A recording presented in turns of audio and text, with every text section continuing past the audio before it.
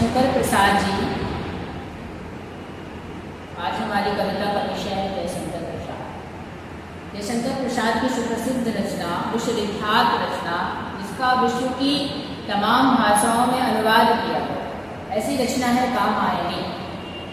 कामायनी शब्द पे गौर कीजिए, कामायनी, इस पर हम बाद में चर्चा करेंगे इसके शब्द पे, शीर्षक पे। तो अभी कामायनी का प्रकाशन 1936 ईस्वी में होता है।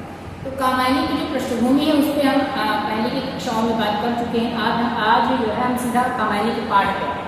तो कामायनी के जो सर्ग है उसका पहला सर्ग है चिंता। प्रसाद जी की कविता की खूबसूरती देखिए, चिंता से शुरू करते हैं और उसका अवसान कहाँ होता है? आनंद। ये शैव दर्शन से प्रभावित रचना है।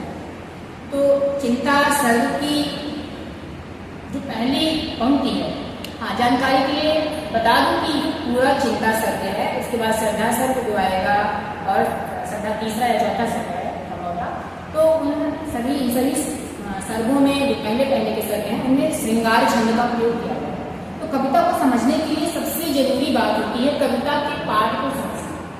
यदि आप कविता के पाठ को सही से नहीं करते हैं, कविता के पाठ को नहीं समझ पाते हैं, तो कविता की रचना धर्मिता को आप समझ नहीं सकते। ठीक है, तो एक मुकम्मल काम ये होता है कविता का पाठ। बहरहाल हम कविता का पाठ करते हैं, आप बड़े ध्यान से सुनिए और इसकी भावभूमि को महसूस करिए, कामायनी को जी जाइए। बिना कामायनी को जिए कामायनी समझ में आने